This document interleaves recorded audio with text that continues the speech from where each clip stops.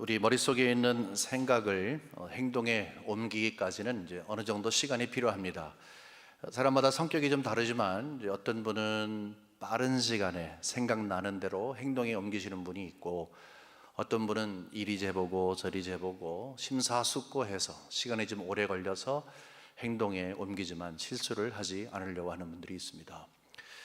근데 제가 요즘에 느끼는 건데요, 이렇게 머릿속에 있는 생각이 바깥의 행동으로 잘 드러내기 위해서 정말 필요한 것은 충분히 생각할 수 있는 시간이 아니라는 것입니다. 그 대신 분명한 결단인 것입니다. 행동을 하게끔 하는 것은 많은 생각이 아니고 긴 생각이 아니고 결단인 것입니다. 제가 LA 피트니스 멤버를 3년 동안 가졌거든요. 지난 2월 달에 이제 마쳤는데, 이제 마치기 전에 한 달 전부터 막 전화가 오더라고요.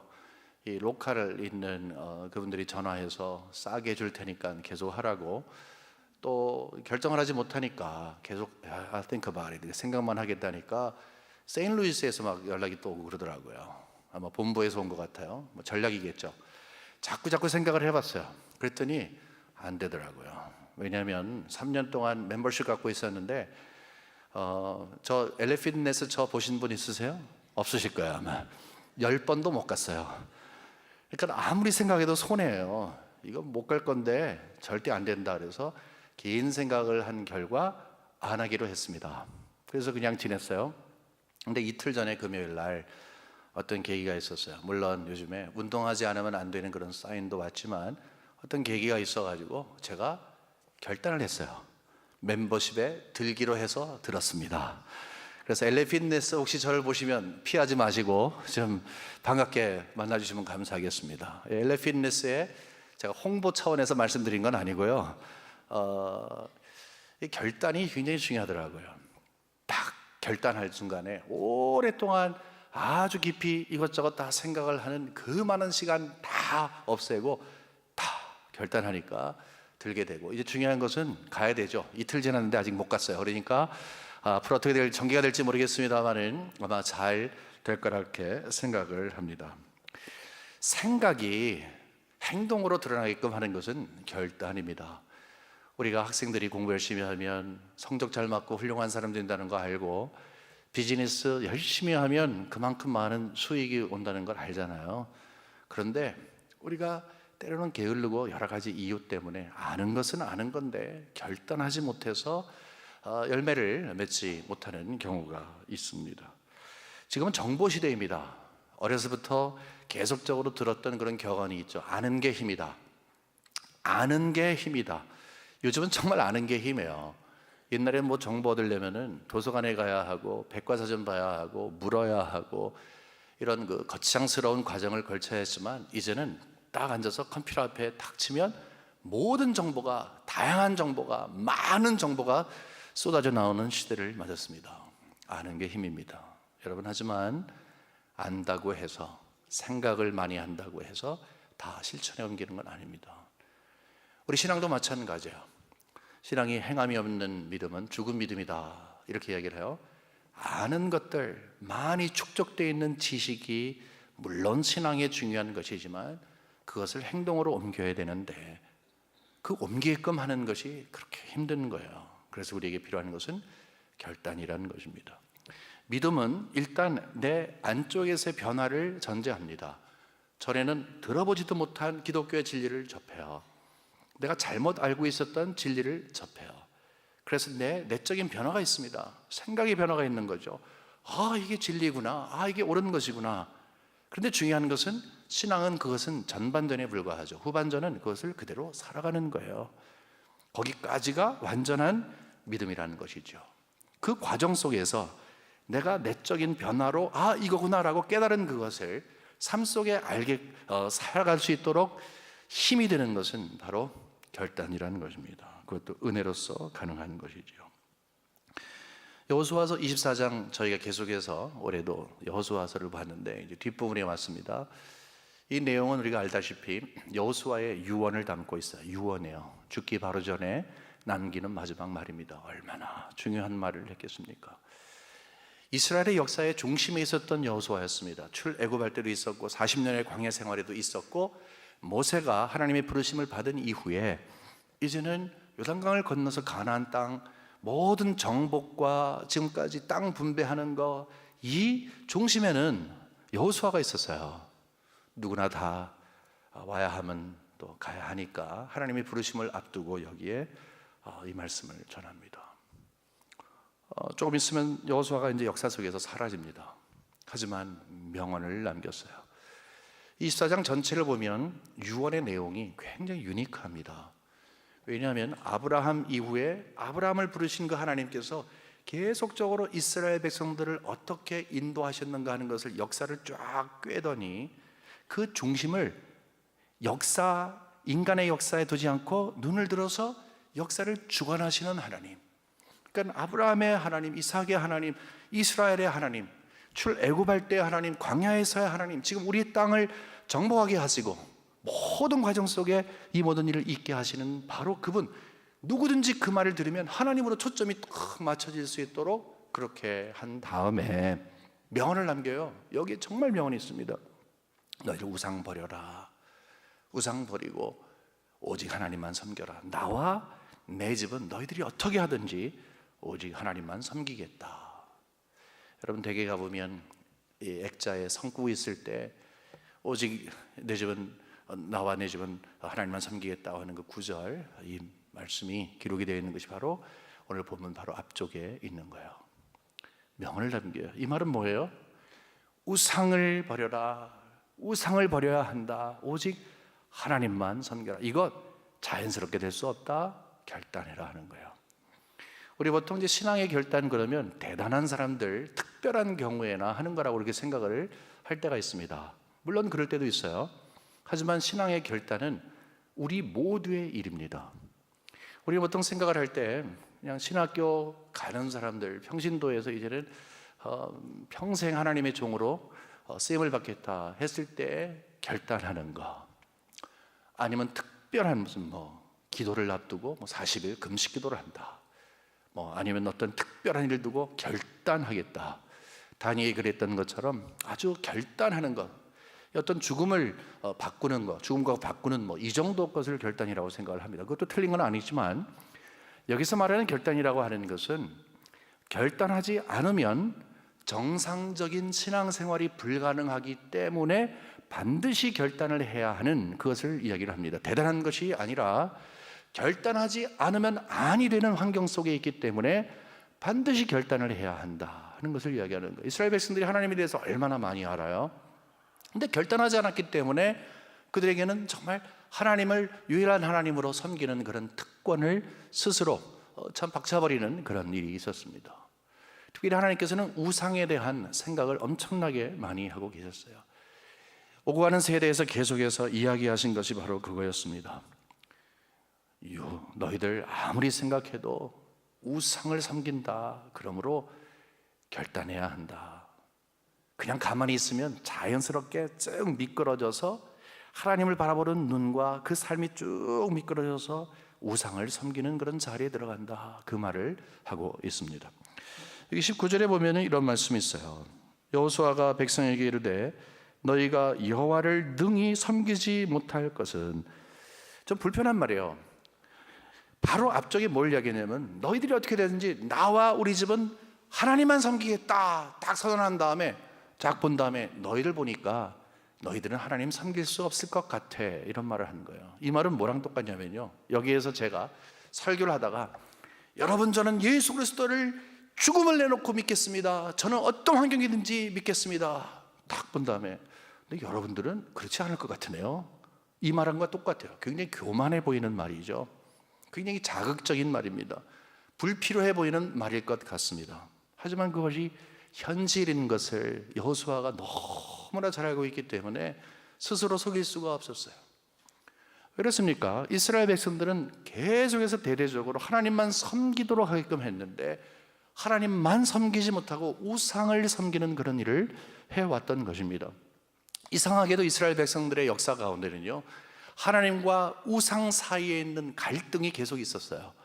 아브라함을 부르실 때 갈대아 우르를 떠나라고 했을 때 거기는 이 갈대우르는요 우상으로 가득 찬 곳이었습니다. 거기를 떠나야 하나님을 제대로 섬기는 것을 알고 있었어요. 애굽 떠날 때 있잖아요. 10가지 재앙이 있잖아요. 그 가운데 재앙을 내리는 모든 것들은 애굽의 신들이었습니다.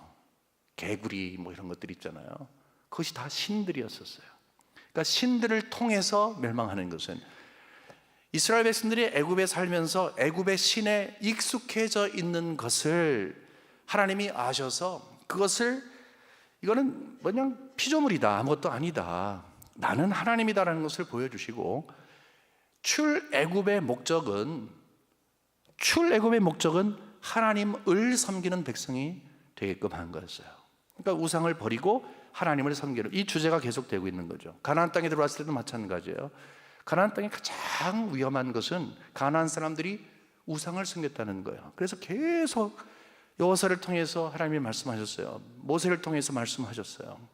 너희들 그 땅에 들어가면 젖과 꿀이 흐르는 땅이지만 만만치 않다. 영적으로는 우상이 엄청나게 많다.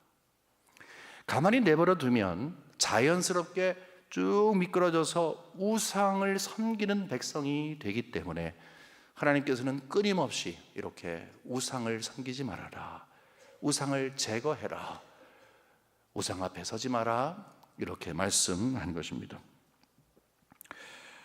사실 하나님께서요 10계명을 주셨습니다.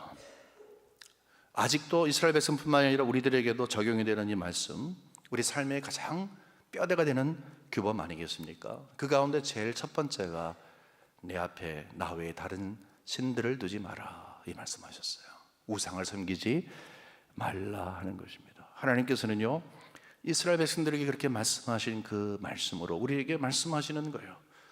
너희들 혹시 너희 가운데 결단해야 된다. 결단하지 않으면 자연스럽게 하나님을 섬기겠습니다, 하나님만이 나의 모든 것 되십니다 라는 고백이 있지만 쑥 미끄러져서 우상을 섬길 수 있기 때문이다, 이 말씀을 하고 있어요.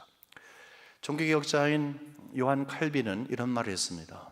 우리는 욕망 덩어리다 그랬어요. 그냥 욕망이 좀 묻어있는 게 아니라 욕망 덩어리다, 욕망으로 꽉 차 있다는 것이에요. 그래서 이런 말을 했어요. 그 욕망 덩어리에서 우상을 만들어내는 공장이다 그랬어요. 우리는 우상을 만들어내는 공장이라는 거예요. 사람이 우상을 만드는 거 아닙니까? 사람이 우상을 만드는 거예요. 하나님 외에 다른 신을 두게 하는 것은 사람이에요. 그 욕망 덩어리 때문에 그래요. 욕망 덩어리 때문에 이 우상을 만들고 또 욕망 덩어리이기 때문에 우상 앞에 절하는 우리의 우스꽝스러운 모습이 있는 것입니다. 사실 불편한 말이지만 맞는 말 아닙니까? 우리는 욕망으로 가득 차 있지 않습니까?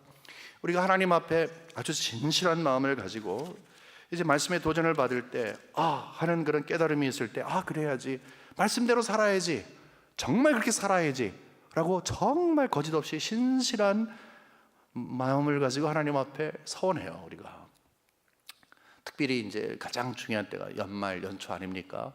새해는 들어서 내가 적어도 이것은 해야 되겠다 할 때 우리는 있는 모습 그대로 보고 적어도 새해는 이러한 삶을 살기 원합니다. 그런 순간들을 갖습니다.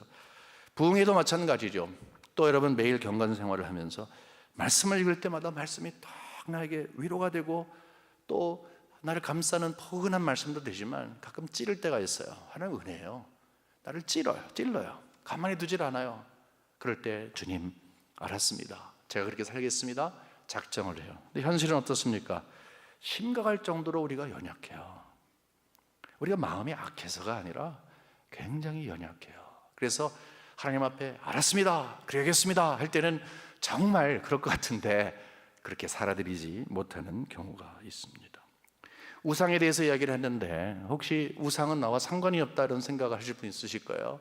흉측하게 생기고 염라대왕 그렇게 생기고 향미가 막 피어있는 컴컴한 곳에 앉아있는 그런 우상, 많은 사람들이 그 앞에서 절하는데 저는 그러지 않습니다, 이렇게 말하시는 분들이 있을 거예요. 근데 바울은 계속해서 이야기하는 것이 우리 안에 있는 모든 것들, 더러운 것들이 다 욕망이다. 칼빈이 이야기한 것처럼 욕망 덩어리다, 이렇게 이야기를 하고 있어요. 욕망이라는 것은 무언가를 막 얻으려고 하는 거예요. 근데 계속 갈증을 느끼는 거죠. 청량 음료를 꿀꺽 마실 때는 당장 좋지만 시원하지만 조금 있으면 또 갈증이 나는 것입니다. 이 욕망이라고 하는 것은 탐심이에요. 무엇인가를 갖고 싶고 누리고 싶고 내 것으로 만들고 싶고 더 많이 갖고 싶고 하는 그것이 바로 우리의 욕망인 것입니다. 근데 문제는 뭐냐면 욕망이 우리를 흔들어 놓고 우리를 장악하기 시작하면 판단력이 흐려진다는 거예요. 내 생각이 흐리흐리해지는 거예요. 여러분, 여름에 외등을 켜놓습니다. 그러면 거기에 나방들이 막 달려듭니다. 우리 집 근처에는 나방들이 별로 없지만 이 수련회 같은 데, 특히 한국에 이 시골에 같은 데 가면 나방들이 엄청 많거든요. 거기 이제 외등을 딱 켜두면 왜 이렇게 달려들는지 몰라요. 막 와서 부딪힙니다. 아침에 가보면 그 등 주위에 이렇게 나방들이 죽은 것들이 이렇게 소복하게 쌓여져 있을 정도예요. 왜 그래요? 욕망 때문에 그래요. 저 불빛이 너무너무 좋은 거야. 그 불빛을 경험하고 싶은 거야. 그래서 불빛에 탁 붙으면 떨어지고 죽어버린다는 것을 모르겠죠. 하지만 그럼에도 불구하고 거기에 가서 몸을 던지는 거예요. 욕망이라는 것이 바로 그러한 것입니다. 만족하려고 하는 거예요. 우리 살아가면서 화려한 불빛이 앞에 놓여져 있어요. 부딪히면 분명히 어떻게 된다는 거 알아요. 죄 삭은 사망이요. 우리 알고 있잖아요. 우리 마음속에서 자꾸 이 욕심이 생기고 욕심이 더 커지게 되면 그 결과를 알면서도 제어를 못하는 거예요. 주저를 못하는 거예요. 그냥 그렇게 살아가는 거예요. 그게 우리의 모습이라는 것입니다. 그게 우리의 우상이라는 거예요. 욕망 덩어리라는 것입니다. 만족하면 중단할 건데, 만족하면 거기서 다 모든 것을 중단할 건데, 만족하지 못하니까 더 이런 생각이 있는 거예요. 벤자민 프랭클린이 옛날에 이런 말을 했어요. 부자의 정의를 이야기하면서, 누가 부자입니까? 돈 더 많이 갖고 싶은 사람이 부자입니다. 갑부들 엄청나게 많은 사람들이 다 됐다. 절대 그러지 않는다는 거죠. 절대 그러지 않는다는 거예요. 그것이 바로 욕망이라는 것입니다. 우리 모두는 다 나름대로의 그 욕망이 있어요. 우리 나름대로의 그 우상이 있는데, 가장 대표적인 거 몇 가지 보면은, 이렇게 혹시 여러분 마음속에 있는 우상을 한번 끄집어내기 위해서 한번 말씀드리면은, 가장 대표적인 게 돈이죠. 이 시대는 돈, 모든 것이 돈 아닙니까? 요즘은 많이 의료시설이 좋아졌지만 제가 어렸을 때만 하더라도 아프면 집에서 앓고 죽어야 되는 사람들이 있었어요. 돈 없는 사람들. 돈이 없으면 병원도 못 갔어요. 이 병원 가는 건 생명 아닙니까? 돈이 곧 생명이었었어요. 저는 돈이 있어 본 적이 없기 때문에 그걸 모르지만 아마 돈 좀 있으신 분들 마음이 두둑하실 거예요. 어떤 사람들은 그렇게 해서 돈이 없어서 죽어가지만, 어떤 사람은 요만큼 감기 하나 걸려도 특실에 들어가서 며칠 동안 잘 쉬다가 나오는 것이 이러한 삶의 현실이에요. 돈이면 모든 거예요. 어떤 방법으로 버는 거 별로 중요하지 않아요. 그러니까 한탕주의가 젊은이들의 생각 속에서 떠나지 않아요. 돈 많이 벌고 그냥 깜빵 갔다 오면 되는 거예요. 6개월만 살고 오면 되는데 그거예요. 그게 바로 이 시대가 함께 마음속에 버리지 못하고 있는 욕망, 우상, 돈입니다. 또 다른 우상이 있으면 쾌락주의겠죠. 쾌락하게 되면 일단은 성적인 쾌락을 이야기하지만, 성적인 쾌락을 분명히 포함하고 있는 거지만 거기에 국한되지는 않습니다. 나를 즐겁게 하는 모든 것들이 다 쾌락주의인 것입니다. 아무리 그것이 옳은 방법이 아니더라도 내가 즐거우면 되는 것입니다. 나의 즐거움을 앗아갈 사람은 아무도 없다고 하는 나 중심의 생각과 철학을 갖고 있기 때문에, 때때로 내가 즐거움, 그것 때문에 남은 눈물을 흘려도 별로 생각하지 않아요.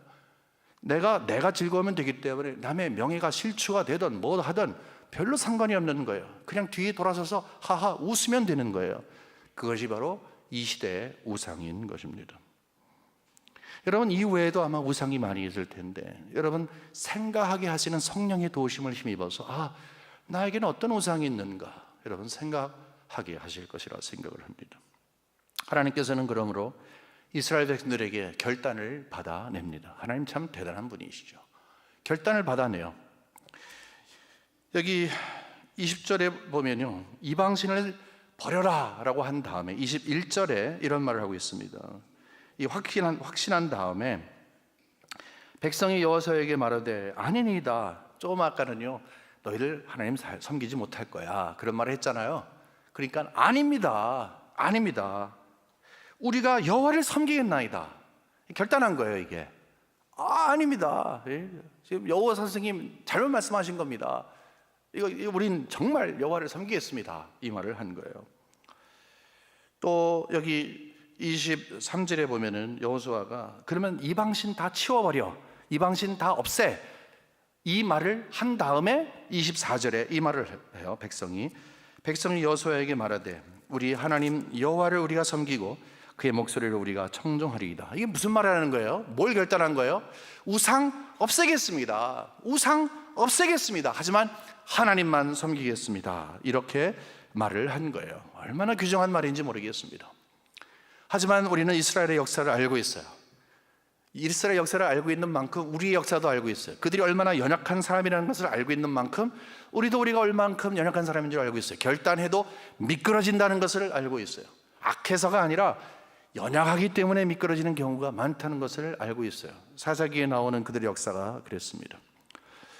여러분, 왜 그렇다고 생각하십니까? 결단을 하는데도 불구하고 왜 우리가 한번 결단하면 자동적으로 결단한 상태에 있지 못하고 자꾸 미끄러질까요? 우상의 힘 때문에 그렇습니다. 이스라엘 백성들 여러분 잘 생각해 보세요. 이스라엘 역사를 이야기하는 거예요.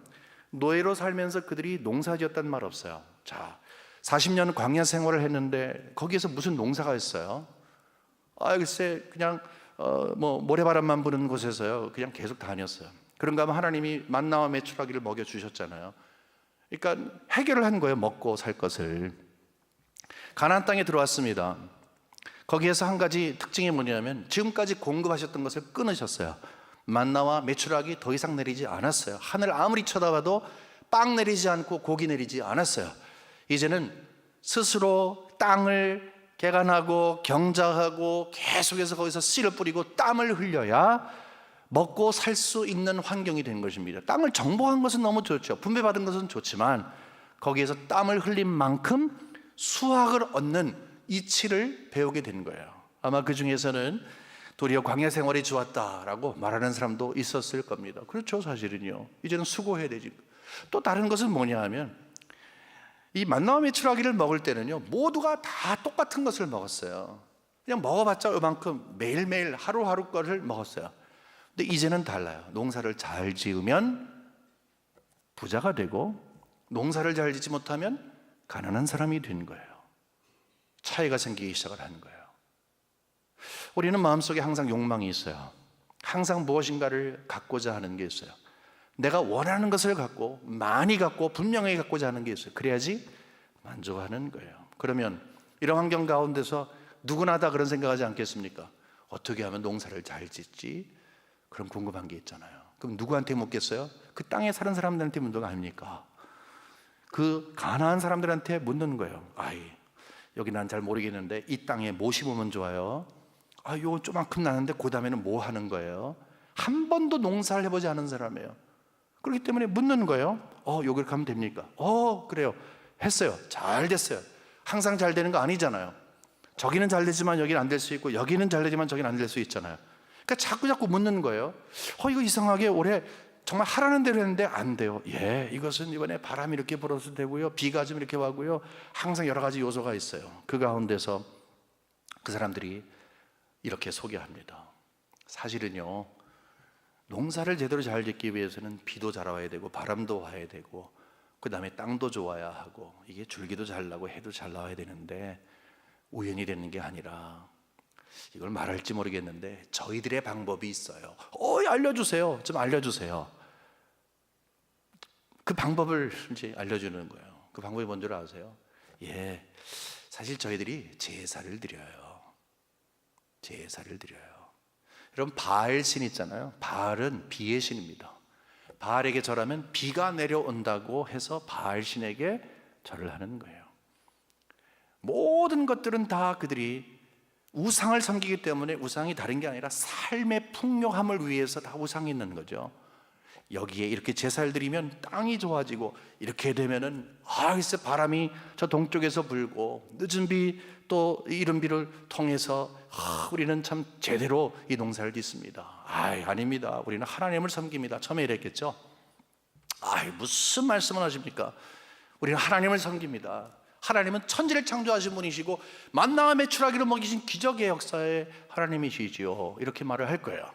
근데 가만히 보니까 이 농사가 생각보다 안 돼. 그러면 어떡합니까? 기웃거리는 거죠. 거기에서 그 말을 귀담아 듣게 되는 거예요. 여러분, 여기에서 신앙의 문제가 생기기 시작을 합니다. 하나님을 섬기지 않겠다고 하는 거 아니에요. 하나님을 섬기겠다는 마음이 아직 있어요. 또 섬기고 있어요. 제사 드려요. 그렇게 하고 있어요. 하지만 한쪽으로는 살아가야 하니까, 이 살아가야 하니까 할 수 없이 그냥 마음은 없지만 고개를 숙이는 거예요. 이렇게 시작을 하죠. 하지만 우리가 잘 알고 있는 것처럼 우상은 대단한 힘이 있습니다. 우상은 슬금슬금 들어와서 우리를 흐리흐리하게 한 다음에 우리를 장악하는 힘이 있어요. 생각을 마비시키고 눈을 마비시켜요. 하나님이 분명히 보이고 하나님의 방법이 분명히 보이기 시작을 하다가 이제는 오간데 없습니다. 그냥 세상 사람들이 말하는 방법이 옳은 거예요. 하지만 입술로는 아직도 하나님을 찬양하고 있어요. 정기적으로 제사를 드리고 있어요. 종교 행위를 하고 있는 거예요. 이것이 바로 혼합주의적인 신앙인 것입니다. 우리 가운데 하나님을 섬기겠다고 하고 또 하나님을 제대로 섬기게 도와달라고 하면서 세상의 방법에 기웃거리고 세상의 방법을 취하고 끌어들였는데 시간이 지나다 보니까 하나님의 방법, 하나님의 존재 이런 거 없어지고 세상의 것으로 꽉 차 있는 그런 경우가 있습니다. 그것이 보통 우리가 영적으로 미끄러질 때 있는 일입니다. 내가 신앙이 요즘에 떨어졌는데 왜 그러지? 근원을 살피면 다른 거 아니에요. 마음속에 있는 우상을 깨뜨리지 않았기 때문에 그래요. 이 우상이라고 하는 것은 끊임없이 우리들에게 타협하게 합니다. 지금도 우리가 정신을 차리지 않으면요 타협하게 되는 거예요. 타협하는 것은 죽음입니다. 여러분, 타협해서 되는 게 어디 있습니까? 왜냐하면 우상은 마음속에 있는 우리의 그 욕망은 우리 자신이 욕망 덩어리이고 아직도 부패한 심장을 갖고 있기 때문에 아무리 채우고 또 채워도 더 채우고 싶은 거예요.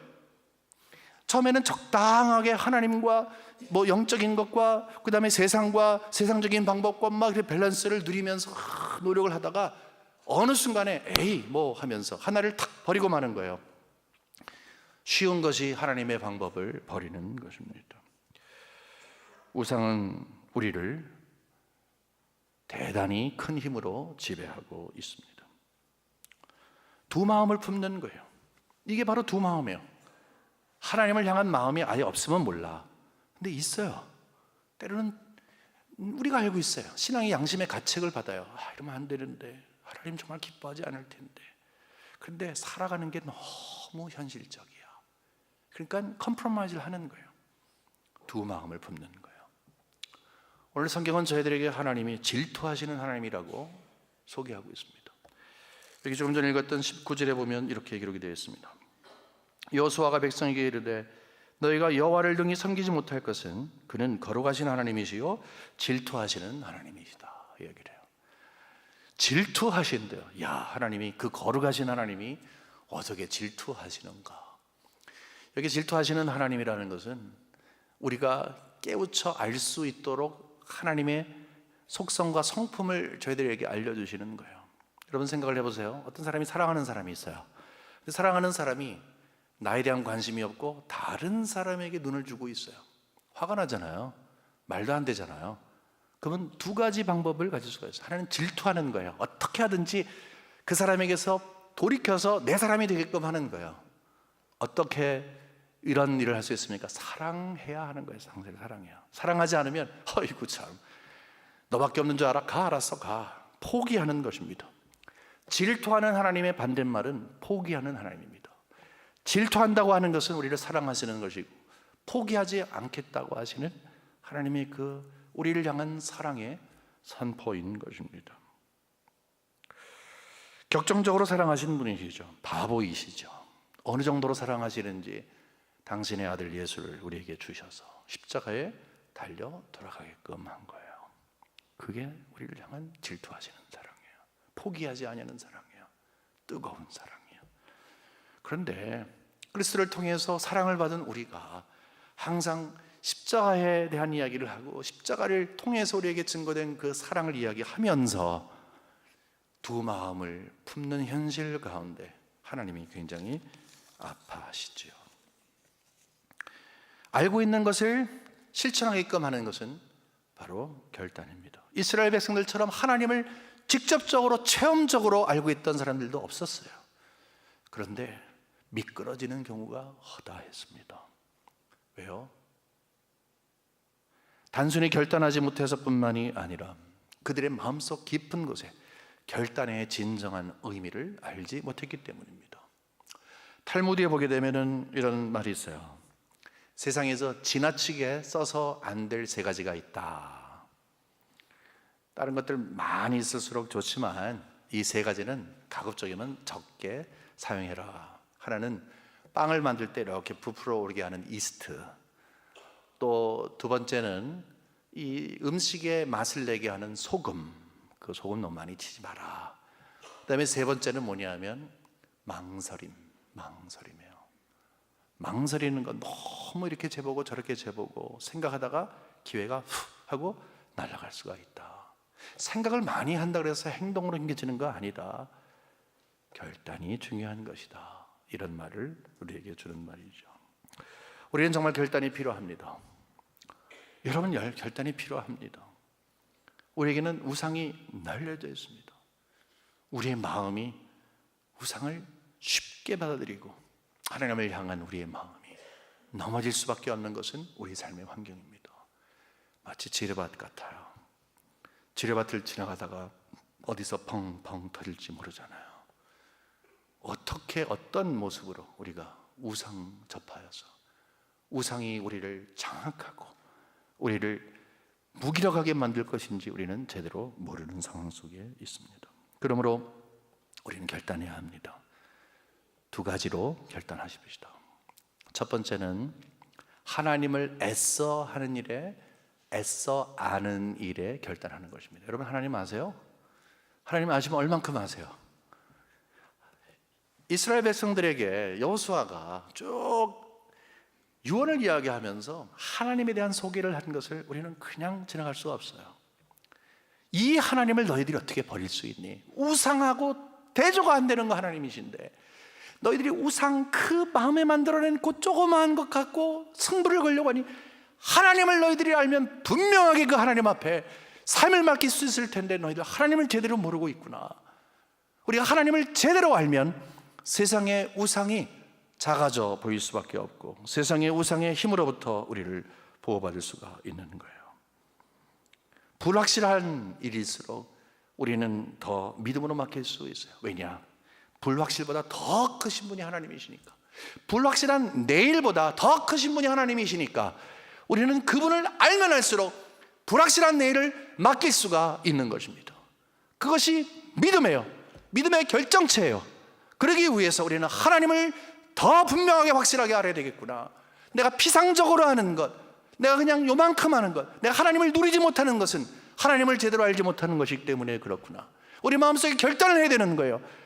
하나님이여, 내가 하나님을 누리고 싶나이다. 그러므로 하나님을 알기를 원합니다. 하나님은 알면 알수록 우리는 하나님을 바라보며 그분의 사람으로 살아가기 때문에 그렇습니다. 두 번째 것은 우리는 버리는 결단을 해야 합니다. 버려야 합니다. 예수님께서 제자를 찾아가셨습니다. 어부들에게 찾아갔을 때 나를 따라오너라 할 때 거기에 배와 그물을 두고 따라갔다고 했습니다. 결단한 거죠. 버린 것입니다. 따라가는 것은 버리는 것입니다. 사마리아 여인이 정말로 인생의 목마름 때문에 항상 살고 있었는데 그 가운데 자기에게 위로를 주었던 물 항아리, 예수님을 만난 다음에 그 물 항아리를 두고 떠났다고 성경이 일부러 기록하고 있어요. 주님을 따르는 것은 모든 것을 버리는 것입니다. 그 기쁜 마음을 가지고 성에 들어가서 내가 예수를 만났다, 내 문제를 해결했다, 얼마나 기쁜 일입니까? 결단한 거죠. 결단을 위해서는 버려야 하는 것입니다. 여러분들 질문 드립니다. 여러분은 무엇을 버려야 합니까? 여러분 말씀 들으면서 분명히 마음속에 뭔가 갈등이 생겼을 거예요. 하나님의 은혜예요. 내가 버려야 하는데 아직도 쥐고 있는 그거 있잖아요. 이거 하나님 앞에 기도하면은 이거 주님 이거 버리게 하여 주시옵소서. 이게 근데 힘이 잘 안 돼요. 여러분 그게 바로 여러분의 우상이에요. 그거를 버려야 하는 거예요. 결단을 해야 되는 거예요. 그것이 우리가 가야 할 길이라고 하는 거예요. 아무리 우리가 립 서비스를 하면서 하나님 앞에 하나님의 영광을 위해 산다고 하고 헌신했다고 할지라도 언제 어느 순간 미끄러져서 우리 마음속에 있는 우상이 나를 장악할 그럴 순간이 올지 모른다는 거예요. 위험한 거죠. 우리 믿음의 동역자 여러분, 우리는 정상적인 생활을 하기 위해서 알고 있는 이 모든 것들이 삶 속에 잘 열매 맺을 수 있도록 결단을 해야 합니다. 결단은 바로 여러분과 제가 해야 할 일입니다. 신앙생활을 위해서 과감히 버릴 것 버리고 오직 저는 우리 하나님만 섬기겠습니다. 힘든 일이지만 하나님의 은혜 가운데 여러분의 결단, 하나님을 알아가는 것, 아는 만큼 누리는 것, 그리고 버릴 것을 버리는 우리의 삶 가운데 하나님이 놀라운 은혜를 주실 거예요. 그 은혜를 사모하시며 사는 여러분과 제가 되기를 주님의 이름으로 간절히 축원합니다. 하나님 아버지, 저희들이 고개를